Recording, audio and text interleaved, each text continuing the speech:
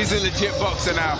Oh, there's no doubt about that. There's no doubt about it. To do it in that fashion against Lucas Browne, no one's done it in that fashion. Dillian White took rounds to get to Lucas Browne. Absolutely. Dave Allen had to produce a big left hand to the body. But this is what Paul Gallen did. Closed in, through that shot. Yeah, Gallen would not be denied. Gallen stayed on him exactly where he needed to be. Hit him with the right hand there. And with clubbing shots and that big left hand sent him down. Browne smiled and he got back up, but not for long because he was shocked. Paul Gallen knew he had his man and he just kept throwing massive shots and didn't mind what was coming back. No, I think Browne was completely surprised. Oh, wow. Right hands on. All right, let's start. This is TstreeT Controversy and Big J with FightView360.com. We are here 9:28 a.m. Eastern Standard Time, Wednesday, April the 21st, 2021. So, one thing I have to point out is it's always very difficult for me to watch these here in the States, just outside of Philadelphia, these main event Australian or New Zealand pay-per-views. But luckily, I was able to watch thanks to some help on Twitter. So, Big J, we've already talked a little bit. I know that you're excited.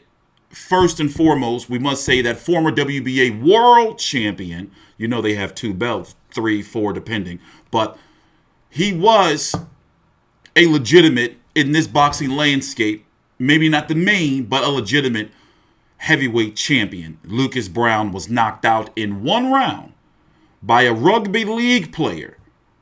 Not a boxer. Well, he's a boxer now. But understand what I'm saying. A former heavyweight world champion was knocked out by a rugby league player in 1 round. So, Big J, first of all, it wasn't that long. Your thoughts on the fight? Oh, from Australia. Also, what time is it over there? The event just ended literally no more than the broadcast ended about 25 or so minutes ago. It's 11:30 p.m. Wednesday night. Same with Timsville events. It's the same time that these things finish up, and I'm actually very happy of the result. And I hope Lucas Browne crawls back to whatever bloody hole he is in WA and stops embarrassing the sport of Australian boxing. Because ever since he's won that world title, he has done nothing but embarrass the sport of Australian boxing. I mean, calling himself the GOAT of Australian heavyweight boxing. What a fucking ridiculous claim. He just got his ass kicked by a rugby league player. If he's the best heavyweight that Australia's ever had, well, it is. I mean, the Australian heavyweight division is abysmal. I mean, a bloody rookie on his debut with 21 amateur fights won the fucking Australian title, taking nothing away from Justice Hooney. But what country allows that to happen? I mean, that shows how poor heavyweight boxing is in Australia. It's terrible. You've got a debutant with 21 amateur fights, wins the bloody title. He's the best fighter in the country. It just, I don't like Lucas Browne, right? And I just hope he goes away and never comes back. He's the only person in Australian boxing that I haven't got time for. And it's not because of the drugs, it's because he was the dodging of fights. So that's the reason I don't like him. So to stop you for a minute, for the fans who don't know, I forgot the exact date, but it was about a few years ago, give or take. Lucas Browne failed the drug test, straight after he won after the Russian bloke in 2016. Mm-hmm. It was like 6 days later or something, or whatever. 6 days after he defeated Ruslan Chagiev. Here, I'll pull it up here on BoxRec. In March of 2016, that video is here on the channel. I was very shocked that he won that fight. That was in March of 2016. He failed the drug test, and he didn't return until, 15 or so months later. If you don't know, since then, he's fought Dillian White, was knocked out brutally. Here in the States, it was on HBO. In 6 rounds, he was stopped by Dave Allen, a fighter who many thought he probably shouldn't have lost to as well. Via body shot in 3 rounds. And now here he is losing to a rugby league player in Paul Gallen. Retired rugby league play. Retired rugby league player, by the way. Yes, 11. He's actually now. Wait, let me see. Yeah, he's now 11-0-1 with 6 KOs. Last fight, he won a decision over, and we covered him on the channel as well, over Mark Hunt, a UFC fighter. So for Paul Gallen right now, between those two fights, Mark Hunt and Lucas Browne, he's got some pretty significant wins. You know, in the whole realm of combat sports. And what you saw during the fight, and we're going to listen to his post-fight interview, is that he really is, he really has been taking this seriously. So absolutely. So can you talk about the Lucas Browne fight, the main one, or where does your disappointment come from? Like where's the genesis? How did it begin? From what you know about Lucas Browne and his career. Well, I didn't really follow him because I took notice of when he won the world title and then dropped straight off because he failed the drug test.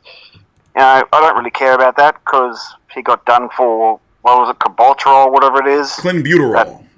Clenbuterol. Yeah, it can be found in, it's a pretty much a meat steroid, and it can be, for cows and cattle. It's used to bulk up the cattle. So yes, it can be found in steak anywhere, pretty much, depending on where the steak is from or beef, whatever. Yeah, Canelo got done for the same thing, and I don't really care. I'm not buying. He got done for that. It had a second test, blah, blah, blah, blah, blah. He got done again for some pre-workout thing. Big deal. I don't care about that. When he pulled out of the Dempsey McKean fight, because he was supposed to fight Dempsey McKean in March of last year, and that was going to be here in the States on Showtime, and I can only imagine that Showtime, No, it wasn't. It was going to be on the Gold Coast. No, I'm talking about here in the States. It was going to be broadcast on Showtime. Oh, broadcast. Oh, sorry, my bad. Yeah, it was going to be on the Gold Coast. It was going to be... Excuse me, my bad. I got to stop. I didn't mean to interrupt you. No, he was supposed to fight somebody else here in the States that he pulled out. I'm going to let you finish. I think it was Ottawa. Okay. Yeah, it was... Okay, here's what happened. He initially signed to fight Dempsey McKean in March of 2020. He pulled out of that fight a month previous. Then got assigned with Otto, that bloke that Tyson Fury fought. What was his name? Otto, what? That's the guy. And then he pulled out on him. And so everyone just said, okay, well, what goes around comes around. Then he fought... actually, no, he didn't fight anyone because before that he fought John Hopewadi, who almost knocked him out as well. But then nothing. So everyone, everyone was just really not happy with that because he robbed us of the biggest, most significant heavyweight fight in a very long time. He hasn't fought Alex Leopold. They've been dancing around each other for years. So, and that fight's never going to happen now because they're both going to retire, hopefully. But yeah, I hope Lucas Browne just goes away and never comes back because he's done nothing but embarrass himself, calling himself the GOAT on a technicality. Yeah. Technically speaking, yeah. Okay, he's the only Australian to ever win a heavyweight title. Fair enough, but under the circumstances and everything that follows through and everything that's happened since, I'd just be going back to WA and doing something or whatever. Yeah, go back to be. He was from my understanding, he was a club bouncer or whatever. Bouncer. Yeah, club bouncer. And a kickboxer, but doesn't seem like he was doing very well there either. Let's listen to Paul Gallen's post-fight interview. Well, Paul Gallen, even in your wildest estimations, did you think it would go like that? I knew it was going to go like that. All day I said to myself, I'm going to knock him out first round. I knew it. I just had, whether I knew it was going to happen or not, I don't know, but I said it to myself all day. All my team kept saying to me in the change room is that you got to win the first round. You got to let him know he's in for a fight. He can go long distance. You got to let him know he's in for a fight early. And I kept saying to myself, I'm going to knock him out. And I don't know why I thought that, but I just kept saying to myself. I never said to anyone there. I just kept saying to myself, and it happened. What gave you the confidence that you could come out and do that against someone who's won a heavyweight world title, against someone who is perhaps the biggest puncher we've ever seen in Australia? And I've been training to be a boxer for the last maybe 8-10 months. Before I fought Mark Hunt, I just trained to be a boxer. I never trained to be a footy player and boxer. So it's amazing what you can do when you set your mind to something and you actually train for it and dedicate yourself to it. And getting through the Hunt fight was a big thing for me because I tore my bicep 10 weeks before the fight. Most guys have surgery now for 3 months. So I toughed that out and got through it. And then I had confidence in my chin against a guy like this. And then the more I trained, the more I sparred, the better I got at boxing. And I'll show that tonight. Where does this rank? You've achieved so much in your sporting career, but to come out here and do that against all the odds, what does it mean? Oh, look, nothing will ever replace the premiership for the Sharkies. So thanks for you Sharkies fans for coming down. But on an individual level, to go, I know it's really hard to be sort of humble now. Like you want to be humble, and I will be because no matter what people think, I'm a humble, nice guy. But before the Hunt fight, I didn't really talk any trash talk. Before this one, it obviously escalated a fair bit, and it's part of boxing, it's part of the promotion of it. And me and Lucas genuinely meant it. But when you actually talk to the bloke away from the cameras and that, he's not such a bad guy, which pains me to say now. And I'm sure we'll probably have a beer together one day. But yeah, mate, I'm really happy with that performance. And as I said, I knew within myself I could win. But to actually come out and prove it to yourself and do it against a guy like that, they're very happy. Can there be any doubters left? Do you think can there be any people who say, oh, he's still a footy player? Of course there will be, mate. It's Paul Gallen. You either love me or hate me, and all the haters will find a reason why Lucas was done, and there'll be all sorts of different reasons. But all I can do is fighters in front of me in here, and thankfully I got it done tonight. And who's in front of you next? There's so many options now after what you've just done. Not just the fights that you like, the big money fights. Obviously that's interesting, but you can go and box now, can't you? No, mate. I've said from day one I'm a prize fighter. I'm not here to win titles. I'm here to have fights that the public want to see and the public are interested in, and at the end of the day earn a good dollar. That's what it's all about for me. And look, I've got no contract anymore, so I'll just see whatever comes up next. But I've loved working with the Rose boys. We've been great for each other. 4 or 5 years ago I helped put them on the map, and Tim Tszyu was fighting under me. Now they've No Limit have gone to the next level, and Tim Tszyu gone to the next level. And I've got a couple of years left, so I'll be having the most interesting fights I can and cashing in. Justice Hooney's an interesting fight for Australian boxing. He's the young gun on the rise. Is that of interest? Mate, I'm not against anything. And Dean Logan's got my number. He actually sent me good luck message yesterday, so I'm not against nothing, mate, but it comes down to one thing, the bottom line. Congratulations, Paul Gallen. That was incredible. Appreciate it. Thank you. Thank you very much, everyone here. Thank you. Thanks to Lucas.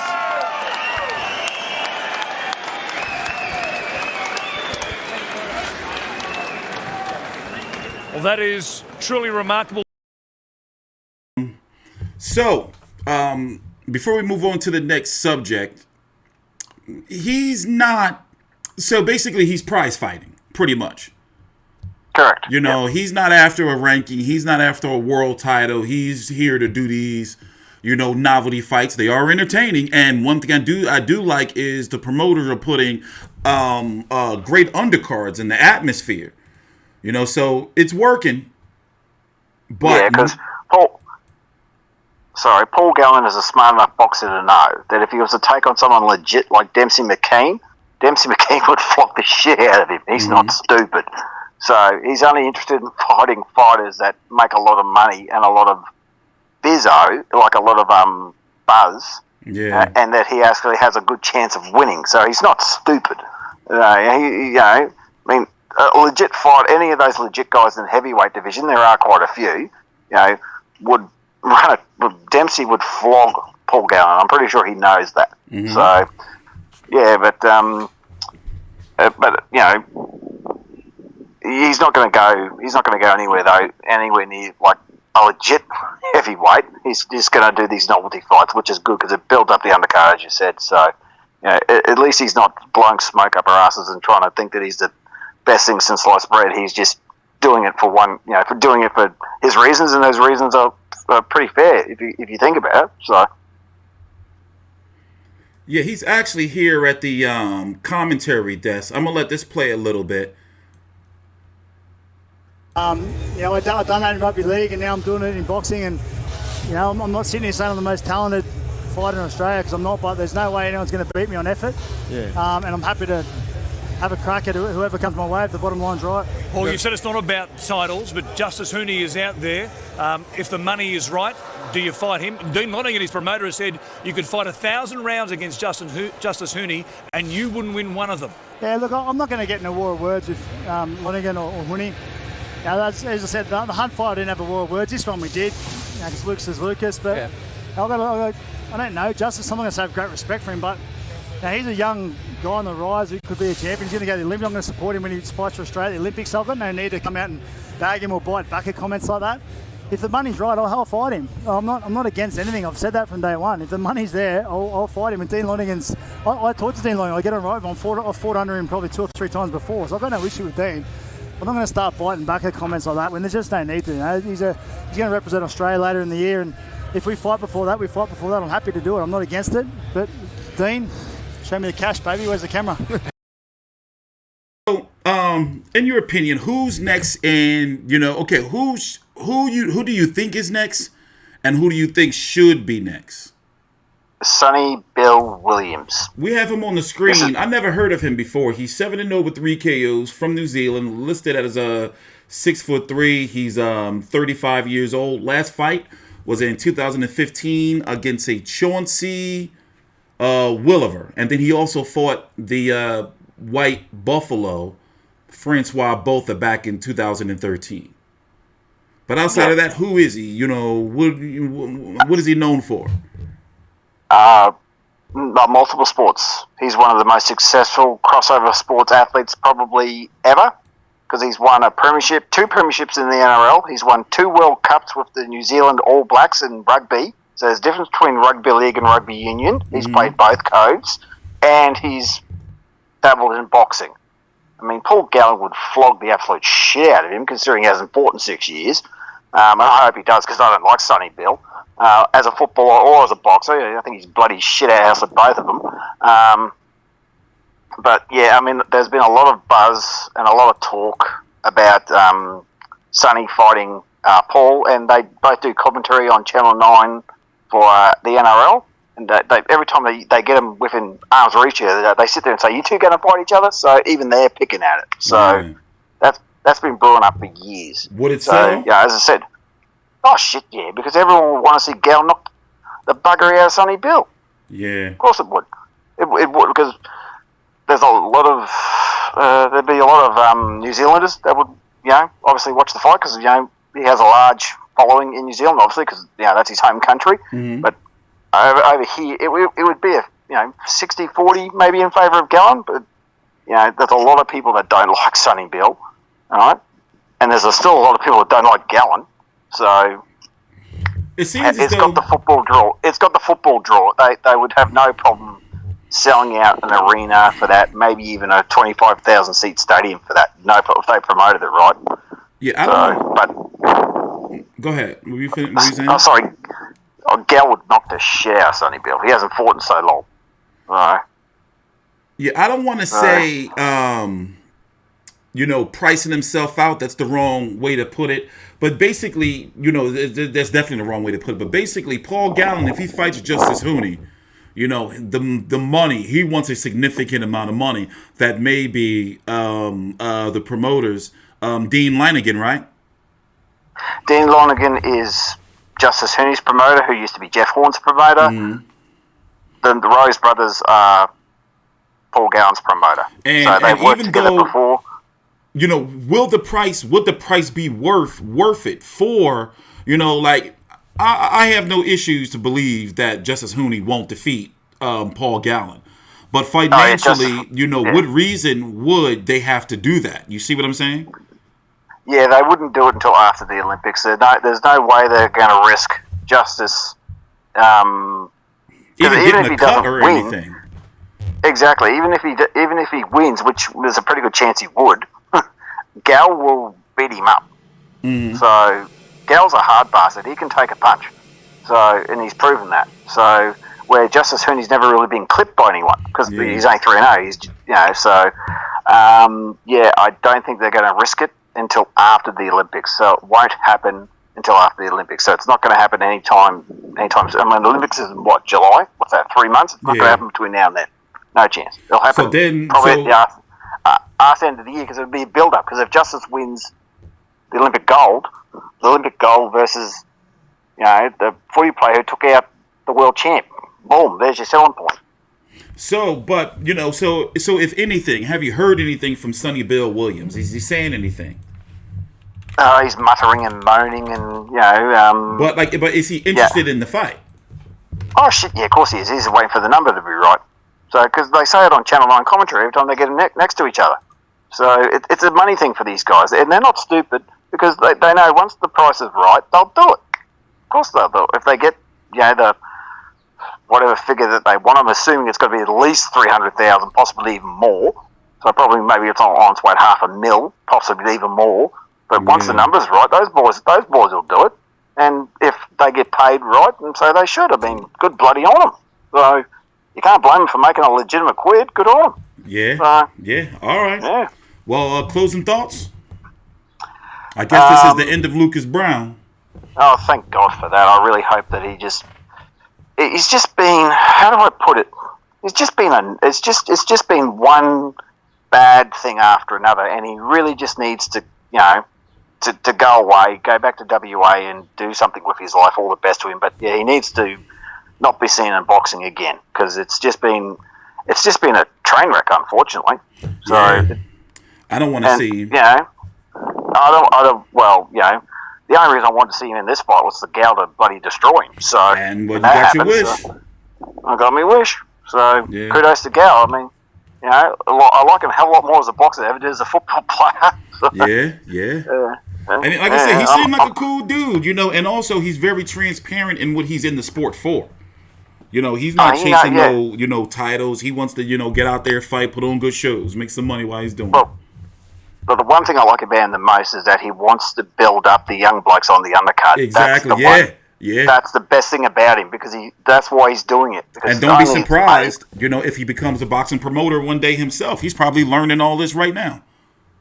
Oh, I wouldn't go that far, because he's got a lot of commitments with the NRL, with commentary and stuff like that. I wouldn't say that, because there's a lot of things that he does that you don't know about. He commentates. He's on commentates for Channel 9. He does a show called 100% Football. He's tied up in the so he's in like the media over there. Got you. Yes. So he ain't going to be no boxing promoter. Got you. So, he'd be making too much money talking about football. So. Gotcha. Yeah, I don't see that happening anytime soon. But I really appreciate what he's doing, and fucking good on him. Good on you, Gal. Yeah. Hopefully we can get him on the phone one day. We have to work towards that goal. Yeah, definitely. Like I said, I will be glad to hear from him. But all right, to wrap up, since we already been here for about 25 minutes or so, this is TstreeT Controversy and Big J with FightView360.com. So as you can see, this is the second now Paul Gallen fight we've covered, and the routine has pretty much always been the same on this channel since I've started on YouTube, is that once we cover a fighter once, then we continue to cover them until their career ends. So until it's over for Paul Gallen, expect for us to be here covering all his fights live and in real time directly after the events with highlights. Please subscribe, like the video, and make sure you follow us on Twitter at TstreetForLight. What's your Twitter handle again, Big J? I've changed it. It's actually now Old Mate Big J. There you go. Old Mate Big J. And that's just the letter J, right? Yeah, that's correct. Yep, perfect. Just the letter J. This is TstreeT Controversy and Big J with FightView360.com. Please subscribe.